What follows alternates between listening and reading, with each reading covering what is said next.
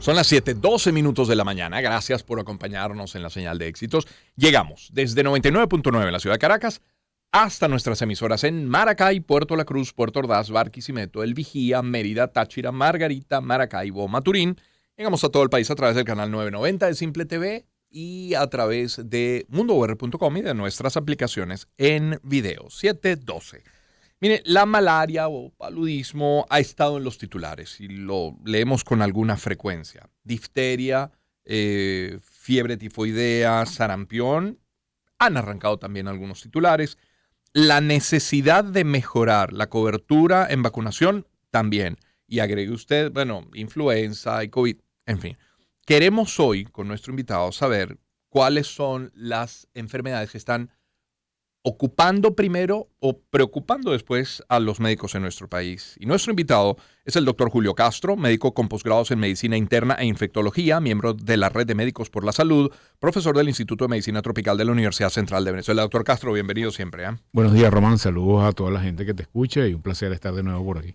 Doctor, ¿cuáles son esas enfermedades o diagnósticos que les están preocupando, que les mantienen al menos ocupados hoy a los médicos venezolanos? Fíjate, lamentablemente la lista es un poco larga, ¿no? O sea, tendríamos que nombrar algunas cosas. Yo diría en orden de importancia, tenemos en este momento un brote activo de histeria, ¿ok? Eso está ahí como un hecho aceptado por el Ministerio de Salud.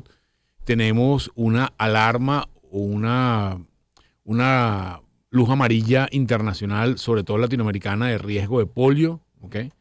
Y voy a explicar después un poco qué significa eso del riesgo de polio. Tenemos la malaria ha sonado últimamente estas últimas 2 semanas porque el Día Mundial de la Malaria fue anteayer. Sí.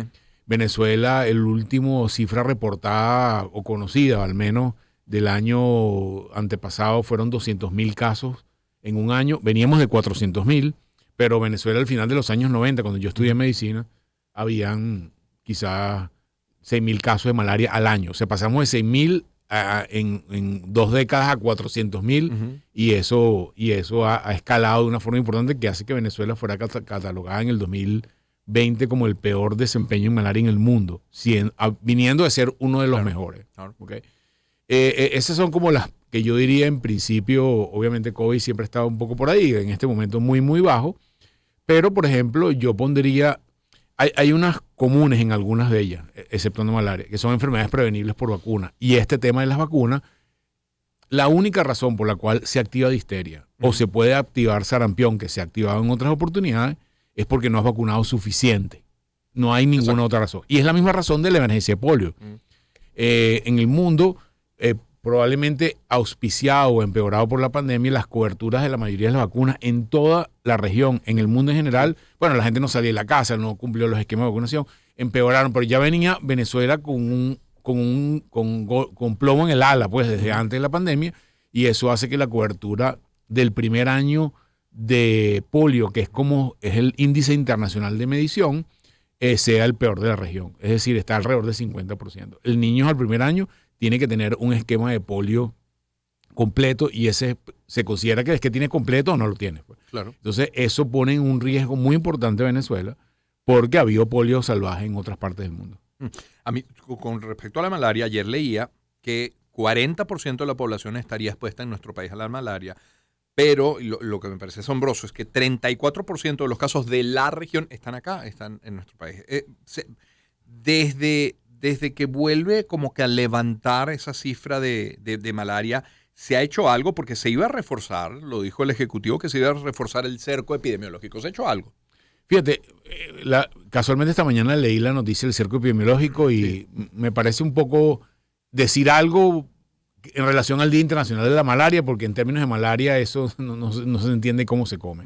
Malaria está focalizada casi 70% de los casos en el municipio Sifonte, y eso tiene una sola explicación: minería. Sí, señor. Y en la medida que tú no estructures la actividad de la minería, es decir, que sea menos ilegal, que las personas que trabajen ahí tengan alguna forma de diagnóstico temprano, que las condiciones allí mejoren, y hay un elemento fundamental del que nadie habla, que es que controles la irregularidad militar en esa zona. Todo el mundo sabe que en esa zona ahí hay una situación de irregular entre ELN, FARC y otros garimpeiros. Y en la medida que tú no controles eso, va a ser muy difícil controlar el gran foco de malaria que es la minería. ¿Qué ha pasado? Que no es menos importante, es menos importante en términos de número, pero no menos importante en términos de simbolismo. Cuando una persona que vive en Duaca, Estado Lara, va a hacer minería por las condiciones económicas de Venezuela, que también la situación económica fomenta que la gente vaya a la minería, va a la mina, se contagia en la mina y regresa a Duaca, Estado Lara, donde Venezuela tiene 80% de su territorio con condiciones para que tengas el vector, y el vector transmite a una persona que tiene el parásito en su sangre y empieza un nuevo ciclo de un foco que tuvo apagado durante los últimos 50 años. Entiendo. Tenemos malaria en La Guaira. ¿Okay? Ha habido casos de malaria en la zona alrededor de Caruao, Chuspa, zonas distantes de Naiguatá, etcétera, etcétera, en Miranda, en la zona Miranda costera. Entonces, esos focos están, digamos, prácticamente desaparecidos en Venezuela, y eso me preocupa mucho más porque da una connotación diferente y por eso aumenta el área de territorio del país que tiene malaria, que antes estaba 80 o 90% en Sifontes. Bueno, bueno, si está contenido, pero el tema es que ahora tiene focos en Sucre, tiene focos en Anzoátegui, tiene focos en, como te dije, en La Guaira, en Miranda, eventualmente casos en los valles del Tuy, porque Venezuela es un país tropical y vamos a tener riesgo porque el vector, que es lo que se necesita para transmitir el parásito de una persona a otra, está en buena parte del territorio. Es el doctor Julio Castro que nos acompaña. Doctor, ha mencionado difteria, polio, malaria. Dice que la lista es mucho más larga. Ha mencionado también COVID. Un paciente hemofílico, un paciente con VIH, un paciente con cáncer, un paciente trasplantado, con Parkinson. ¿Qué opciones tiene en el país? Primero para diagnóstico, luego para tratamiento, cirugía o terapias. Fíjate, eso nos lleva al tema de cuál es la situación del sistema de salud en Venezuela, como una gran pregunta, y analizar eso requiere ver muchos indicadores.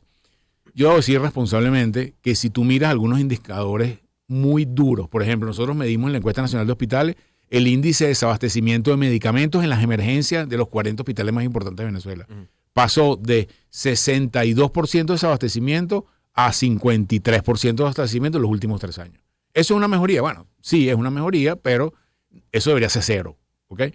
Eso te da una idea de que en algunas cosas estamos menos mal que en el 2018-2019, donde Julio Castro, que es hipertenso, debería tomar un medicamento y me lo tenía que mandar a mis hermanos que viven en Valencia, España, porque en Venezuela ni que tuvieras dinero podías comprarlo. Eso se convirtió en un problema de acceso a un problema de dinero actualmente. Okay. Eso te va dando los matices de por dónde van los tiros. Entonces, por ejemplo, que en estos días había un paciente con Parkinson que tenía un problema infeccioso, porque yo no veo pacientes con Parkinson, pero un paciente de escasos recursos, lo vimos en medicina tropical, y entonces tú dices, medicamentos costosos, y tú dices, bueno, ¿cómo esta gente hace para comprar un esquema de medicamento que te puede costar, no sé, $250 al mes, cuando es un jubilado de Hipostel, qué sé yo, de cualquier cosa, y gana quizás 30? Entonces, eso te va a dar un poco la brecha económica se va aumentando porque, bueno, la gente cada vez tiene menos acceso, tiene que ver todo con el poder adquisitivo. Y si tú conectas con eso, con Venezuela tenía hace 10 o 12 años $12,000 Producto Interno Bruto per cápita, y hoy estamos en 5,000, bueno, eso termina de aderezar esa configuración de que la situación en el sector salud, que es una de las más vulnerables de todas, está severamente comprometida. Puedes hablar ahí, metes trasplante, puedes meter diabetes, puedes meter hipertensión, y empieza a sumar la lista. Y tú lo que estás viendo, uno de los grandes, no me gusta nombrar mucho ese indicador, pero la mortalidad ajustada, que es ¿cuánta gente se muere? Fácil de entenderlo. ¿Cuántos venezolanos hay? ¿Cuántos se mueren? Venezuela es el único país de la región, es decir, de América Latina, que viene en los últimos 8 o 9 años con una mortalidad ajustada que viene aumentando. Se supone que el bienestar de un país, entre otras cosas, tiene que medirse porque la gente se muera menos. Entonces, ¿qué está metido ahí? Aumenta la mortalidad infantil, aumenta la mortalidad materna, aumenta la mortalidad por cáncer, todo eso suma y eso va generando una estela de dolor que viene desde hace mucho tiempo y te da un potente mensaje de que las cosas no se están haciendo bien y que necesitan cambio drástico. Esto no lo estamos diciendo hoy en abril de 2023, esto lo venimos diciendo ya hace unos cuantos años. La obesidad, doctor Castro, la obesidad preocupa en el mundo. Es un issue, un tema, por ejemplo, en los Estados Unidos. Preocupa en el país porque además la obesidad no es sinónimo de salud o bienestar. O sea, Todo lo contrario, es un desorden tan grave como la desnutrición. ¿La obesidad es un tema en el país? Absolutamente. Creo que, bueno, es un tema cuando tú ves los números de salud pública, pues, y eso conecta con hipertensión, eso conecta con diabetes, sobre todo en la población adulta, pero también en la población infantil. Siempre uno, cuando habla del tema de nutrición, tiende a pensar en los niños flacos, desnutridos, que no crecen, que es un hecho, eso está ahí, los datos son claros, pero la obesidad es la otra cara de la desnutrición, es la otra cara de la falta de poder adquisitivo. El problema es que eso requiere unas intervenciones sobre los pacientes que son costosas también. Entonces, ¿qué capacidad tiene una persona que trabaja 10 o 12 horas diarias para hacer ejercicio? ¿Qué capacidad tiene esa persona que tiene bajo poder adquisitivo?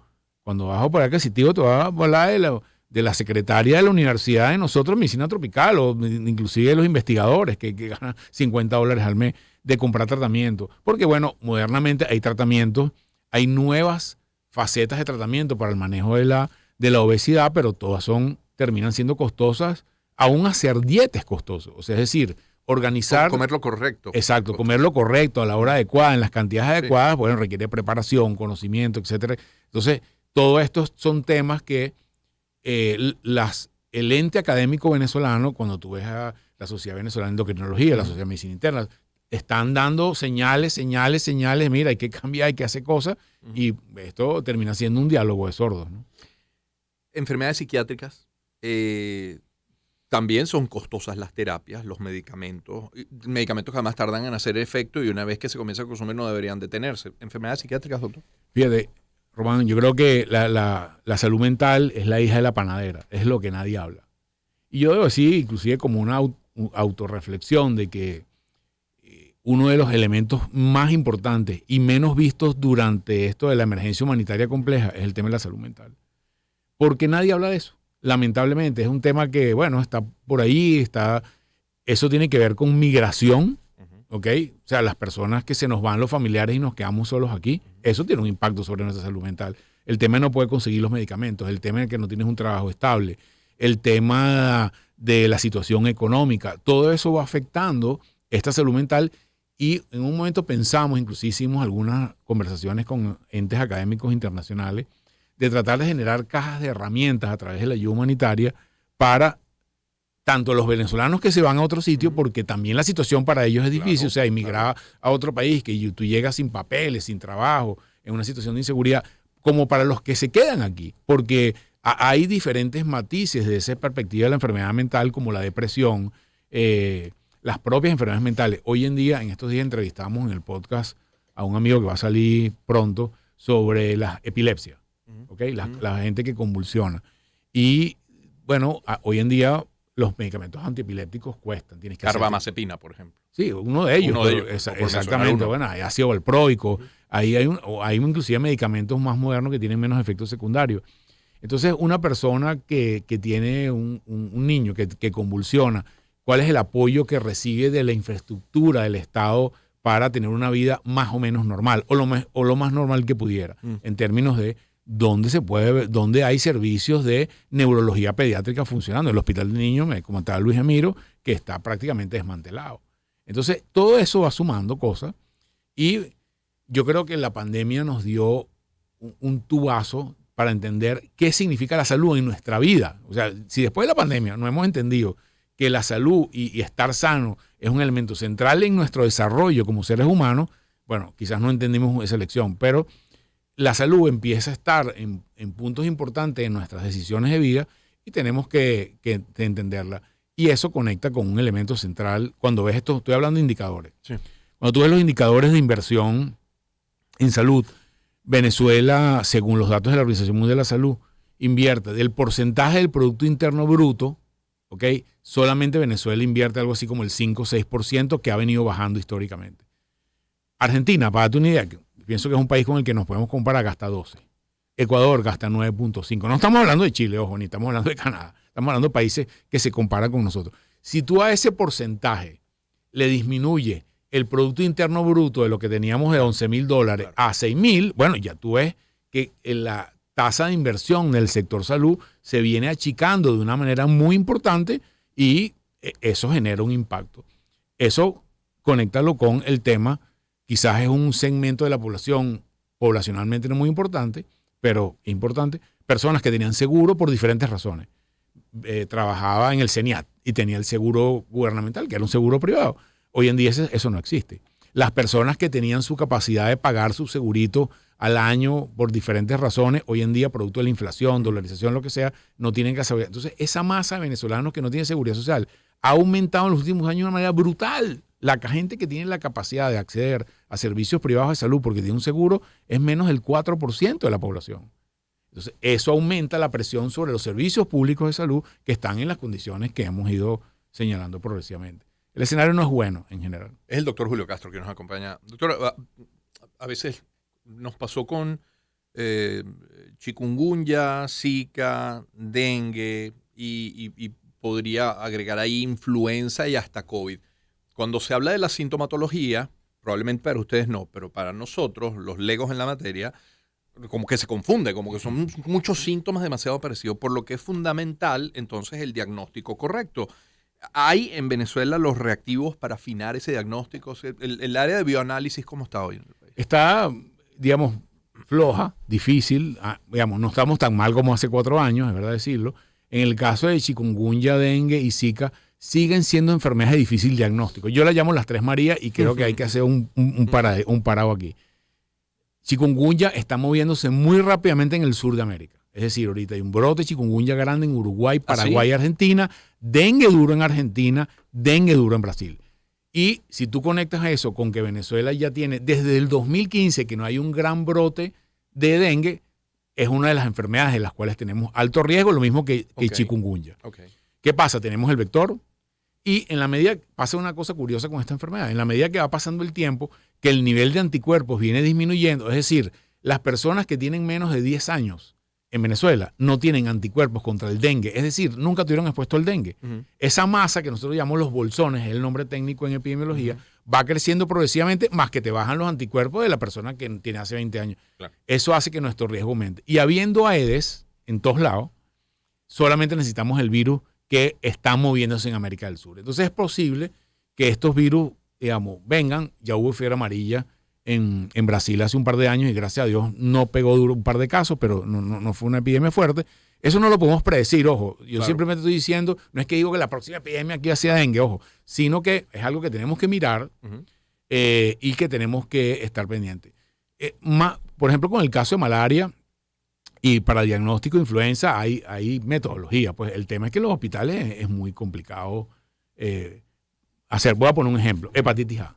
No hay un hospital privado en Venezuela, público, perdón, que sea capaz de hacer diagnóstico de hepatitis A, que es la hepatitis esa común y corriente. Entonces, eso te da una idea. Hepatitis B sí hay, es una enfermedad mucho más severa, pero es algo que hoy en día debería haber la capacidad de cualquier persona en cualquier parte de Venezuela caminara, digamos, 2 kilómetros o 3 kilómetros o agarrar un carrito por puesto y pudiera hacerse un examen de esto dentro de la infraestructura de salud pública o privada. Eso hoy en día no es una realidad. Doctor Castro, no importa con qué especialista hablemos, no importa para qué enfermedad o diagnóstico, siempre hay 2 recomendaciones que hacen indefectiblemente los médicos, que son transversales: mejor alimentación y ejercicio físico. Entonces, entendiendo las dificultades por razones de tiempo e incluso de presupuesto, pues siguen siendo esas las 2 fundamentales para recomendar a nuestra audiencia, ¿no? Absolutamente, creo que es algo que debemos internalizar dentro de nosotros. Yo creo que eso ha mejorado, digamos, subjetivamente. Yo creo que inclusive después de la pandemia, cuando la pandemia la gente estaba encerrada, la única forma de escape que tenía era salir a caminar a la plaza y tal. Entonces, bueno, pero esa costumbre me parece que quedó, al menos por donde yo vivo, que antes nadie caminaba. Cuando llego yo en la tarde, sí, la gente sigue caminando. Creo que fue una rutina que quedó de eso y creo que es importante. Y el tema de la alimentación es fundamental. Ahí hay mucho mito, muchas cosas raras, muchos influencers diciendo lo que eras por ahí, pero sí es algo que tenemos que internalizar, es algo que nunca ha cambiado y que creo que es fundamental para que nuestra vida sea un poco mejor. Pedirle a los caminantes que lo hagan en la acera. Absolutamente. Porque de medio uno va llegando con el carro y... Sí, bueno, en estos días me dice alguien, no me acuerdo quién, me dice, oye, era muy temprano en la mañana y un corredor venía vestido de negro en sentido contrario por la calle, así como en las Mercedes. Sí. Y era un corredor que se ve que es un buen corredor porque iba corriendo. Me dice que casi me lo llevo por delante porque no tenía ni siquiera una mallita ni nada. Reflectivo. Quienes hacen ejercicio en la calle o hacemos, sabemos el riesgo que eso representa. Sí. Y bueno, es que tal vez yo quiero aprovechar la oportunidad porque un elemento que no hablamos mucho es el tema de la educación en salud. La educación, la formación de médicos, enfermeras y personal de salud. Y el 26 de mayo, los universitarios, los UCBistas, tenemos un compromiso con nuestro país. Es ir a votar. No importa por quién vote, pero es importantísimo ir a votar. Pueden votar graduados, pueden votar profesores, pueden votar personal administrativo, pueden votar los estudiantes, porque elegir nuestras autoridades universitarias y pensar la universidad en el contexto de esta Venezuela que estamos pintando en este momento, creo que es una responsabilidad para todos los UCBistas muy importante. Y yo creo que esto va a ser una reacción en cadena. Una vez que haya elecciones en la UCB, van a haber elecciones en el resto de las universidades nacionales, y yo creo que la universidad siempre ha sido uno de los bastiones de la respuesta para una Venezuela mejor, y en la medida que la pensemos y la hagamos mejor, tenemos esa responsabilidad. Doctor Castro, agradecido como siempre. Román, un abrazo, saludos. Julio Castro es médico con posgrados en Medicina Interna e Infectología, miembro de la Red de Médicos por la Salud, profesor del Instituto de Medicina Tropical de la Universidad Central de Venezuela. Le ponemos música al espacio.